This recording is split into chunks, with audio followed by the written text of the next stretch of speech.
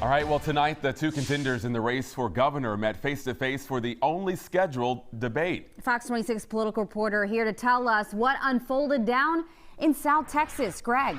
Yeah, John and Rashi trailing by between 7 and 10 points in the polls.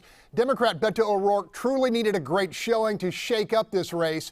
And while the former El Paso congressman hammered Greg Abbott on the grid failure, gun reform, and the abortion ban, I'm not sure he did enough damage to move the needle.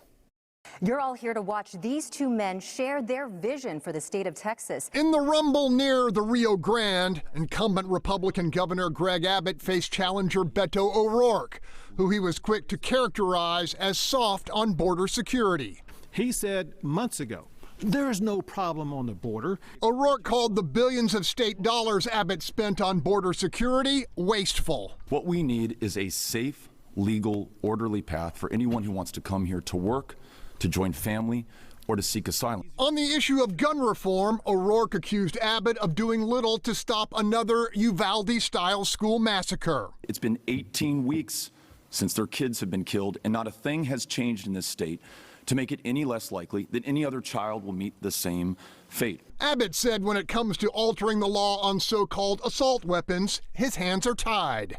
So that it was unconstitutional for a state to raise the age from 18 to 21 for a person to buy an AR-15. And the two candidates also clashed over last year's failure of the power grid. 700 of our fellow Texans lost their lives because of his incompetence and his inability to do what was necessary before February of 2021. All Beto does is fearmonger on this issue, when in reality, the grid is more resilient and reliable than it's ever been. O'Rourke denied charges he seeks to defund police and sidestepped a question over his previous call for the government confiscation of assault rifles. On the hot-button issue of reproductive choice, O'Rourke pledged to restore it, while Abbott doubled down on the current Texas abortion ban. The November 8th election is now just 38 days away. In the newsroom, Greg Groogan, Fox 26 News.